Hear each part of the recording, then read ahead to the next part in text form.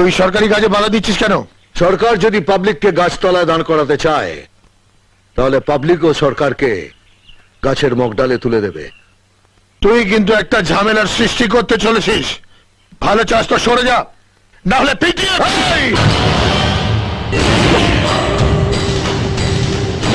পুলিশের পেটানি 3rd degree পর্যন্ত, আর পাবলিকের পেটানি 104 ডিগ্রি। প্রথমে কাঁপুনি, তারপর ঝাঁকুনি, তারপরেরটা বললাম না। তুই শালা আমাকে হুমকি দিচ্ছিস? জানিয়ে দিচ্ছি, মাস গেলে তুই যত টাকা মাইনে পাস না তার থেকে বেশি লোক আমার এই তুড়িতে জমা হয়।